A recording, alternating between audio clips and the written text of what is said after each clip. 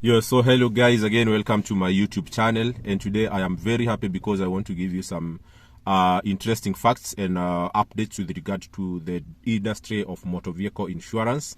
And I did a video recently that sparked a lot of questions, and today I am here to give you an update on the same matter.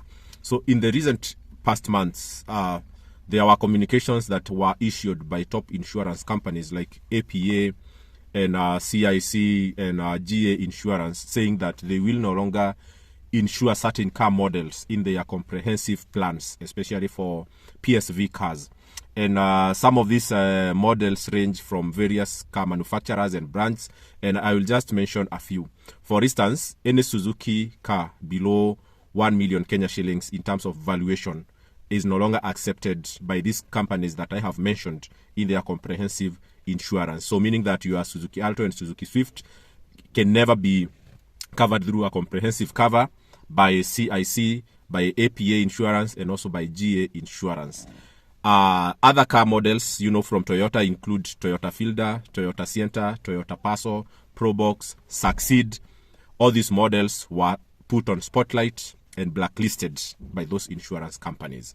So what alternative, do car owners have if they have been dropped by these big insurance companies?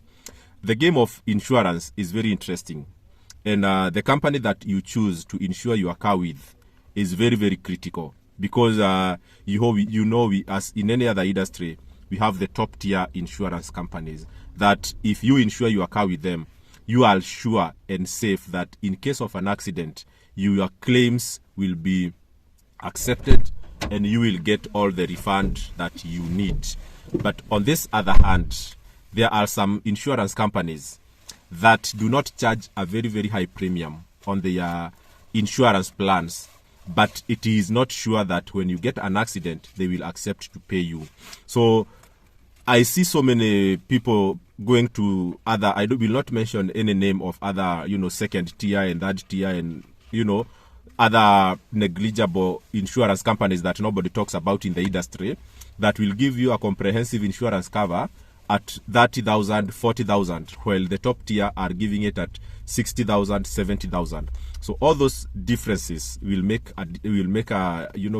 or break your case when it comes to claiming your damages. So what I was wanting to inform you is that the top tier insurance companies are no longer accepting these small cars, especially those that operate in the PSV sector. And there was a very, very long discussion because, the Association of Online Taxi Group wanted to petition these companies while they were rejecting their members, and they said that they had data to present. They said that over the past few years, they have seen a repetition or a tendency of these car models being subjected to misuse or overuse and also negligence, and also doing a lot of work that is outside the scope of which they were insured. For example, the Bolt platform is not very, very exigent, or it is not very strict on the insurance cover. Once you upload your insurance sticker with Bolt and then it expires, it is not a requirement that you upload a new one when you renew your cover. So most people, what they do is that when their insurance expires, their PSV insurance expires, they just purchase a private insurance and put a sticker on their car with a private insurance cover, but they continue using that car for the purpose of PSV. So they continue carrying passengers and operating as, on the normal online taxis, getting requests, delivering customers. But in real sense, when you check the stickers on their car, it is a private sticker. So, private insurances are not expensive as PSV insurance, because it is assumed that the risk is a bit low, because you use this car only on your private trips, and which are assumed to be not as many as, as the PSV trips. So those were some of the leakages that by rejecting this type of cars, the insurance companies thought they would make some savings. And to some extent, I agree with them, because I have seen so many drivers operating on private insurances while they are doing PSV work.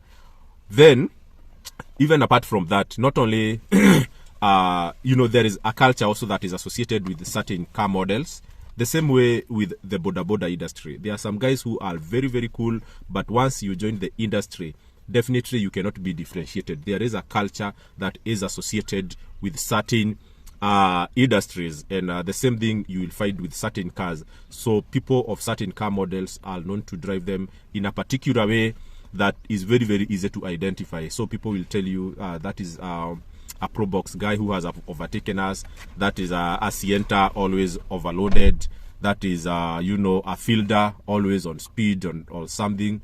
So these cultures have shown consistency in terms of claims and accidents with insurance companies, and over time they have documented all that information, and they came to a conclusion that, you know, no longer are they going to insure the highlighted car models. So the alternative that I can advise you to go for, of course, you can choose the other non-top tier insurance companies like Geminia. I have an experience with them. They will pay you very good, but of course not very, very sure, like these are the top tiers. Or then you can even do your own third party, because if you are not sure that your comprehensive will be compensated, it's also a risk. So you better, you know, choose an alternative that you know you are completely in charge. So options exist out there, but I will tell you, don't rush to any company. Get a list of people who have been insured with these companies, independently sourced. Get some people, ask them which is your insurance guy who has provided insurance with your car. Do you know incidences where people have had accidents and they were compensated by the company?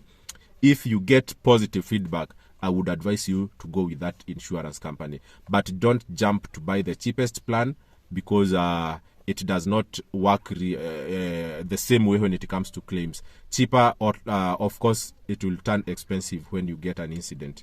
So keep listening to this channel. If you have any question, I am always here and wanting to help you. And if you have any question, drop it in the question box or in the comment section below, and I will be very, very happy to respond to you. Those who want to reach out to me for advice or for consultation on how this business of taxi operates, I am open for questions and consultation. Just drop a comment and I will give you my email address where we can carry this conversation forward. All right. Thank you guys, and bye for now.